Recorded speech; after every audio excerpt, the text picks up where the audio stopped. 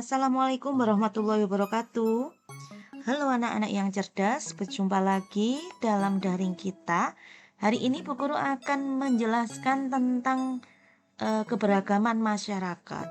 Setelah sebelumnya kita membahas tentang bentang alam, kali ini kita akan membahas tentang hasil dari bentang alam tersebut atau manfaat bentang alam bagi masyarakat yang ada di daerah tersebut. Indonesia memiliki kondisi alam yang sangat beraneka ragam. Jadi, karena kondisi alam yang begitu luas dan bermacam-macam, menyebabkan lapangan pekerjaan beragam pula yang disesuaikan dengan kondisi dan kebutuhan masing-masing. Jadi manusia itu harus bekerja dan mencari mata pencaharian mereka sendiri untuk memenuhi kebutuhan hidupnya. Apa sih mata pencaharian itu? Mata pencaharian adalah pekerjaan utama yang digunakan untuk mencukupi kebutuhan sehari-hari. Mata pencaharian penduduk menyesuaikan dengan kondisi alamnya. Jadi tiap kondisi alam itu mata pencahariannya juga berbeda-beda dan beraneka ragam. Maka dari itu menyebabkan lapangan pekerjaan beragam pula dan disesuaikan dengan kondisi kebutuhan masing-masing ya. Kenampakan bentang alam itu yang kemarin kan ada dataran rendah, dataran tinggi, ada pantai. Lalu bagaimana jika pekerjaan yang kita mau tidak ada di daerah tersebut? Karena perkembangan dan kekayaan alam yang di suatu daerah itu dan daerah lain berbeda, jadi jika kita ingin mencari pekerjaan, maka kita harus pindah ke daerah lain. Misalnya tidak cocok dengan daerah sendiri, saya ingin menjadi pekerja pabrik misalnya ya, atau perkantoran, sedangkan saya tinggal di daerah pantai. Maka saya harus datang ke dataran rendah untuk memperoleh pekerjaan tersebut. Jadi orang yang datang ke suatu daerah disebut dengan pendatang. Orang yang datang bisa jadi berasal dari tempat yang sangat jauh, bisa juga dari luar pulau atau luar negeri. Jadi bisa kita bayangkan ya, pendatang itu turut membawa budayanya. Selain ingin pekerjaan, mereka juga membawa budaya seperti logat bahasa. Misalnya ada orang dari Kalimantan ingin bekerja di Pulau Jawa, maka secara tidak langsung dia membawa bahasanya yang bahasa daerah Kalimantan ke Jawa, membawa kebudayaannya juga. Lalu kira-kira apa yang terjadi? Ternyata budaya para pendatang tersebut kemudian bercampur dengan budaya asli dari daerah yang didatangi. Perkembangan suatu daerah juga mempengaruhi kehidupan masyarakat. Jadi mata pencariannya juga berubah-ubah seiring dengan perkembangan daerahnya. Misalnya, daerah yang dahulunya lahan pertanian atau perkebunan, karena berkembangnya zaman menjadi kawasan industri. Dulu masyarakat di perkebunan hanya menjadi pemetik teh misalnya ya. Kemudian berganti profesi, berganti pekerjaan menjadi seorang karyawan pabrik karena sudah dibangun industri. Perkembangan dan pembangunan daerah juga membuat kesempatan membuka usaha baru. Ada yang menjual produk, membuka toko, membuka warung, kafe, dan lain sebagainya. Kemudian ada juga yang menyediakan jasa seperti jasa transportasi, ojek online, penginapan, pemandu wisata, dan lain-lain sebagainya. Selain itu, perkembangan daerah juga mempengaruhi perilaku masyarakat. Dari cara berbicara, dulu berbicaranya masih memakai bahasa kedaerahan. Sekarang sudah gaul ya, memakai bahasa Inggris dicampur-campur, ada yang bahasa Jawa dicampur Indonesia, campur Inggris, ngomongnya sudah campur-campur. Gaya berpakaian juga seperti itu. Dulu banyak yang berpakaian tertutup, sekarang agak terbuka. Jadi kita harus pandai-pandai menyikapi budaya yang masuk. Jangan langsung ditiru, tapi disortir dulu. Yang baik dipakai, yang jelek tidak usah digunakan. Jadi kembali lagi ke permasalahan utama, yaitu tentang bentang alam dan pekerjaan. Indonesia itu memiliki bentang alam bermacam-macam. Pekerjaannya juga bermacam-macam. Kali ini setelah membahas tentang pendatang yang ingin pekerjaan tertentu, Bu Guru akan membahas tentang mata pencaharian daerah dari bentang alam yang ada di Indonesia. Misalnya, mata pencaharian daerah pantai. Daerah pantai itu kan berdekatan dengan laut. Pantai yang landai merupakan tempat kaya ikan karena lautnya itu cenderung tenang. Bukan seperti laut selatan ya, tapi laut yang ombaknya tenang. Umumnya penduduk itu akan bekerja sebagai nelayan.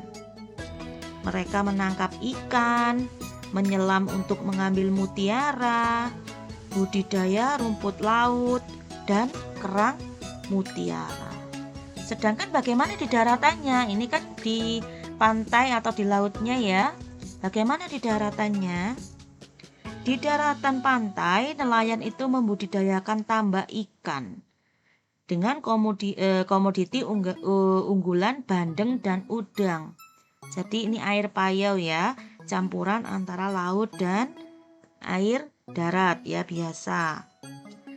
Sebagian penduduk juga memiliki usaha tambak garam dan sawah pasang surut. Ada pula bagian pantai yang digunakan untuk pelabuhan kapal, industri, kemudian perdagangan. Jadi pantainya itu dibangun sebuah pelabuhan.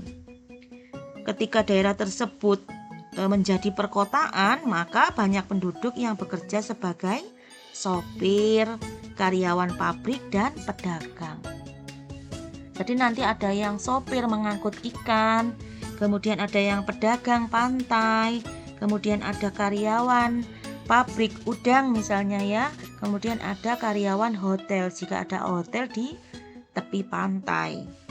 Kemudian mata pencarian daerah dataran rendah. Dataran rendah ini banyak dialiri sungai, tanahnya gembur, dan suhu udaranya panas. Daerah rendah yang landai merupakan lahan yang baik untuk pembudidayaan pertanian, perkebunan, palawija, dan lain sebagainya. Kondisi ini makin mendukung karena iklim Indonesia yang tropis, menyebabkan lamanya penyinaran sinar matahari terhadap bumi. Banyak menyebabkan turunnya curah hujan dan banyak proses pelapukan, baik yang terjadi pada tumbuhan maupun bebatuan. Jadi pada umumnya penduduk daerah dataran rendah bagian pedesaan ya, itu kegiatan pertanian yang paling banyak, cara bersawah, budidaya ikan, beternak itik.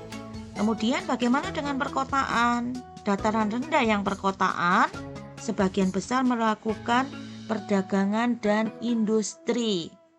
Ada yang bekerja di kantor, kemudian membuka toko, karyawan pabrik, ada yang bergerak di bidang jasa. Itu adalah mata pencarian daerah dataran rendah. Kemudian kita beralih ke dataran tinggi yang hawanya dingin. Dataran tinggi ini berupa tanah pegunungan dan berbukit-bukit. Penduduk yang berada di pedesaan bekerja di perkebunan. Mereka menanam tanaman industri antara lain teh, kopi, kina, dan kakao. Selain itu ada yang menanam sayuran dan bunga karena hawanya yang dingin itu cocok untuk sayuran dan bunga. Udaranya kan sejuk dan segar. Jadi banyak penduduk perkotaan juga mendirikan usaha perhotelan dan peristirahatan atau yang biasa disebut villa. Itu adalah contoh beberapa mata pencarian di daerah dataran tinggi, dataran rendah, dan pantai. Berikut akan Bu Guru tampilkan sebuah jenis mata pencarian berdasarkan hasilnya. Tadi kan dataran rendah ada pertanian ya. Pertanian itu kira-kira apa yang dihasilkan? Pertanian itu yang ada di daerah dataran rendah biasanya menghasilkan jagung, padi, kacang, kedelai, umbi-umbian. Kemudian kalau dataran tinggi, pertanian di dataran tinggi itu biasanya kan menghasilkan sayur-sayuran ya dan buah-buahan. Kemudian pekerjaan yang lain selain pertanian itu adalah perdagangan. Perdagangan ini kegiatan jual beli. Jadi ada orang yang menjual, ada orang yang membeli. Orang yang membeli ini disebut dengan konsumen. Jadi alat tukar belinya ini namanya uang. Kalau tidak ada uang, maka kita tidak bisa membeli sesuatu. Kalau zaman dahulu, orang itu belum menggunakan uang, orang-orang itu, tetapi menggunakan sistem barter. Barter itu adalah menukar barang dengan barang. Jika misalnya kamu punya ikan dan temanmu punya baju, jual baju ya temanmu, kamu jual ikan, tapi kamu ingin baju, maka kamu harus menukar baju dengan ikan. Itu ya, sistem barter. Di perdagangan ini hasil mata pencahariannya berupa pedagang bahan makanan, ada pedagang sandang. Pedagang sandang itu pedagang baju ya, kain itu, pedagang perhiasan, pedagang hewan. Ada juga yang pedagang yang lainnya, misalnya aksesoris atau barang-barang lainnya. Pekerjaan yang selanjutnya adalah perikanan. Perikanan ini menghasilkan macam-macam jenis ikan yang dibudidayakan. Misalnya ada kakap, kemudian ada nila, ada apa ini? Bandeng. Bandeng ini air payau ya. Ini biasanya masyarakat daerah pantai. Ada lele, kemudian ada gurami dan lain sebagainya. Jadi perikanan itu menghasilkan berbagai macam jenis ikan. Selain perikanan juga ada peternakan. Di peternakan ini biasanya hewan yang dirawat atau dipelihara itu ada peternakan besar, peternakan sedang, dan peternakan hewan kecil. Jadi ada 3 macam. Misalnya yang diternakan itu ada sapi, kerbau, kelinci, ayam, kambing, dan lain sebagainya. Peternakan itu bukan hanya menghasilkan hewan, tapi ada juga yang menghasilkan telur, susu ya. Kemudian ada yang bisa menghasilkan baju atau kain, yaitu domba, menghasilkan wool dari bulunya. Yang selanjutnya adalah industri kerajinan. Industri kerajinan ini bisa industri kerajinan rumah tangga atau pabrik. Misalnya industri sepatu, jaket, pakaian, tas, anyaman, dan lain sebagainya. Dan yang terakhir adalah jasa. Kalau yang Bu Guru sampaikan sebelumnya itu adalah penghasilnya itu barang, yang dihasilkan itu berupa barang. Kalau pertanian menghasilkan jagung, padi. Kalau perdagangan juga menghasilkan barang ya, perikanan juga barang, peternakan juga barang. Tetapi perdagangan ada juga yang menghasilkan jasa. Misalnya hanya menjual saja, berdagang ya, bukan menghasilkan. Misalnya kalau kue, pedagang kue kan menghasilkan barang. Tapi kalau pedagang yang hanya mengoper atau mengambil barang dari orang lain itu menghasilkan jasa. Kemudian peternakan juga menghasilkan barang berupa daging ya, daging sapi, daging kerbau, telur, Industri juga menghasilkan barang, sepatu, tas, dan lain-lain. Tapi kalau jasa, orang yang pekerjaannya bergerak di bidang jasa tidak menghasilkan barang. Misalnya ada guru, dokter, polisi, tentara, bengkel, hakim, penjahit, ya, termasuk pedagang. Guru tidak menghasilkan barang, tetapi hanya menjual jasanya saja, mendidik anak-anak. Begitu pula dengan dokter. Dokter tidak menghasilkan barang atau membuat barang, tetapi merawat pasien dengan cara memberikan resep, merawat pasien yang sakit. Polisi juga seperti itu. Polisi dan tentara menjaga keamanan, jadi tidak membuat barang. Jadi pekerjaan yang tidak membuat atau menghasilkan barang disebut pekerjaan bergerak di bidang jasa, ya. Di bidang jasa ada tukang potong rambut, kemudian apalagi kira-kira ya, ada perawat, apoteker, pengacara, dan lain sebagainya. Jadi setiap pekerjaan itu ada hasilnya, baik berupa barang maupun jasa. Pekerjaan juga menyesuaikan dengan kondisi lingkungan dan bentang alam masing-masing daerah. Baik anak-anak, materi untuk pekerjaan dan hasil dari bentang alam sudah guru sampaikan. Saatnya kalian belajar kembali dengan melakukan refleksi dari Bapak Ibu guru yang telah diberikan. Kemudian kerjakan dengan baik. Jangan lupa tengok materi lagi, buat peta konsep jika sekiranya kalian masih belum paham. Karena dengan peta konsep, materi akan lebih mudah dimengerti. Selamat belajar, selamat mengerjakan tugas. Assalamualaikum warahmatullahi wabarakatuh.